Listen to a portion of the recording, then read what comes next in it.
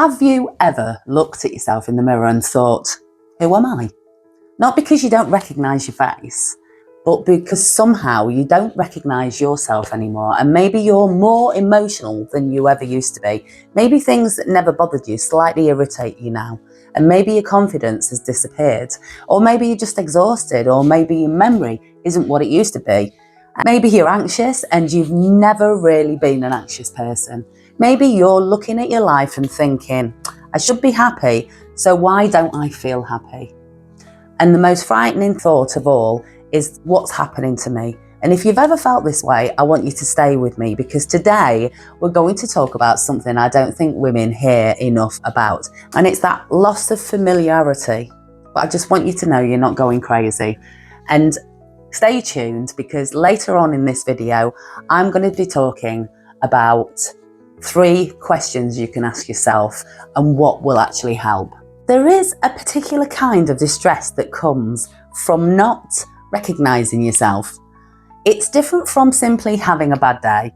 It's different from being tired, and it's that strange feeling that somehow something has shifted. You may still be doing all the things you've always done, going to work, looking after your family, running your home, answering messages and making appointments, remembering birthdays and being the person that everybody relies on. From the outside, you may look completely fine, but internally, you might feel completely disconnected. And this is something I hear again and again from women in midlife. They'll say to me, what's wrong with me? I'm not myself, and I used to be so confident and sociable and full of energy, and I don't even know what I enjoy anymore. And sometimes they've spent a long time looking after everybody else, and really, they don't notice themselves that they're gradually disappearing. Now, because this is the Midlife Exhale, we absolutely need to talk about hormones, because hormones can be part of the story during perimenopause and menopause. Women can experience changes in mood and anxiety, sleep, memory and concentration.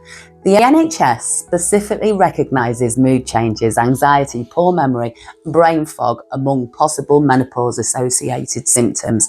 And sleep disruption and fatigue can make these experiences even more difficult. Think about what can happen during this period of your life. Your children grow up and they may leave home. Your relationship may change. You may get a divorce. You may become a carer. Your parents may be becoming elderly and you may lose someone you love. Your career may change and you suddenly realise you've spent 20 years putting everybody first, and your body changes and your priority changes and your friendships change. Your relationships with sex change, your confidence changes, and suddenly the identity you've built your entire life around doesn't fit comfortably anymore. There's a lot, and yet women often expect simply to just get on with it. Here's something I think you ought to think about. Sometimes it isn't the enormous event that changes us. Sometimes it's the accumulation of hundreds of smaller things. The child who needed you, the parents who needed you, the partner who needed you, the job that needed you, and the friend who needed you, the household that needed you, and somewhere along that way, you became incredibly good at being needed. And perhaps not so good at asking, what do I need? And that question can feel incredibly uncomfortable when you've spent years being the strong one. Rest can feel selfish. Saying no, changing your mind, wanting something for yourself can feel selfish. And sometimes you don't even know what you want anymore. I want you to think about the woman you were 10, 20, maybe even 30 years ago. Perhaps you look at a photograph of her and think, where did she go? But here's what I want to gently challenge. Perhaps she didn't go anywhere. Perhaps she grew. Perhaps she survived things. Perhaps she adapted. Perhaps she became a mother. She became a carer. She experienced heartbreak, and perhaps she experienced grief. Perhaps she became stronger and she learned things that younger you could never have understood. And perhaps the problem isn't that you've lost yourself, but that you're trying to find an old version of yourself when actually you're becoming someone new. And this is where I want to talk about something that doesn't get discussed enough. Grief. Not just grief because somebody's died, but the grief of change. You can grieve the body you used to have. the relationship you thought would last, the children that you once cared for every day, the career you imagined, the version of yourself who felt really carefree, and the future that you thought you were going to have. And so sometimes you can grieve something without even knowing what it is. You just know something is missing. It doesn't mean that you don't love your family or you're depressed. It means you're human. Transitions involve loss, and loss needs somewhere to go. And then there's the brain fog. That moment when you walk into a room and you completely forget why you're there. The word that's on the tip of your tongue but won't come. And the appointment you forgot. The name you suddenly can't remember, and you start thinking, is something seriously wrong with me? Again, menopause can be associated with memory and concentration difficulties, and poor sleep and fatigue can make these problems feel worse. But persistent or concerning cognitive symptoms should always be discussed with a healthcare professional.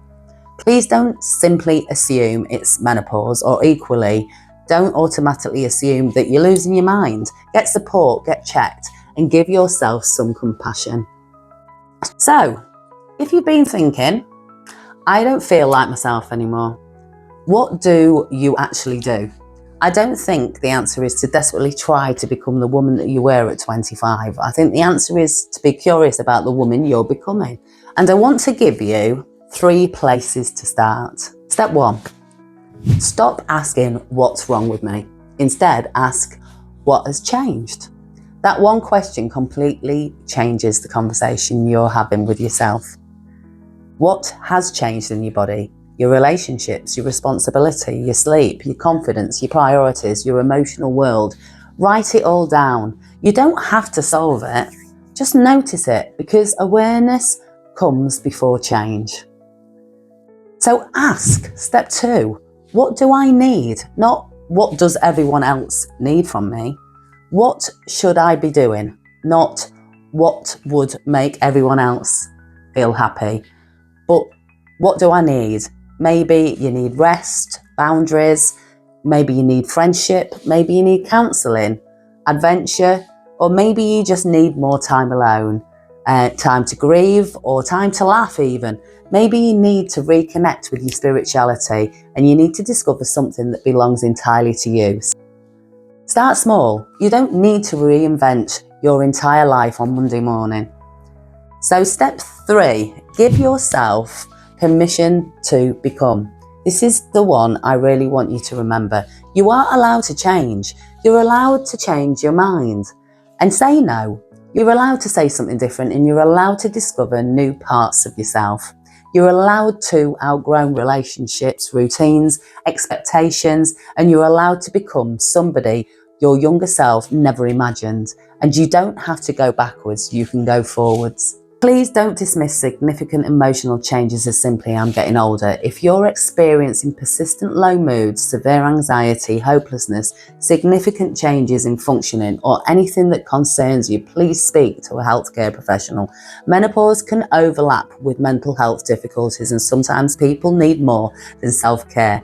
NICE, or NICE, recommends individualised care around menopause and recognises the importance of addressing mental health. It recommends considering menopause-specific CBT for people experiencing depressive symptoms, sleep problems. There is absolutely no shame in asking for help. In fact, asking for help can be one of the strongest things you can do. I understand this feeling. I've had moments in my life where I have looked around and wondered, how did I get here? I've experienced motherhood, relationship breakdowns, and I've experienced moving, caring for older people that I love, and I've experienced the grief, and I've experienced anxiety, and those moments when my life completely looked different from the picture I once had in my head. And I think that's the greatest lesson I've learned, is that we don't necessarily find ourselves by going backwards, but we find ourselves listening, really listening to what our life is trying to tell us. And sometimes the woman who emerges isn't the woman we were. She's wiser, more honest, more aware of her boundaries, and she knows what matters and she knows what doesn't.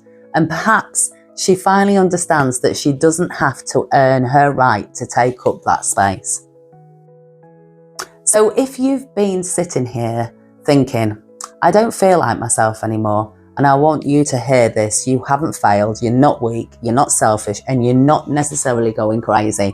You may simply be standing in the middle of an enormous transition where your body and your relationships and your responsibilities and your identity and your understanding of yourself are all changing at the same time. And perhaps the question isn't, how do I get back to how I was? It's more, who am I becoming now? Because there is still so much of life ahead of you, so much to discover and learn and feel and become. And maybe this isn't the end of who you are. Maybe this is the beginning of meeting yourself properly. So take a breath, let your shoulders drop, and just for today, give yourself permission to exhale. If this video spoke to you, something that you've been feeling but you haven't been able to put into words, I'd love for you to tell me in the comments, what is the one thing that has changed about you in midlife? You don't have to share anything deeply personal, just one thing, because you never know, your comments might be the sentence another woman needs to read today. And if you're new here, I'm Susie and this is the Midlife Exhale, and this is a space for women navigating the messy, beautiful, sometimes confusing reality of midlife with compassion, evidence, honesty and hope. So if that sounds like somewhere you'd like to be, please subscribe and I'll see you in the next video. Until then, take a breath and remember, exhale.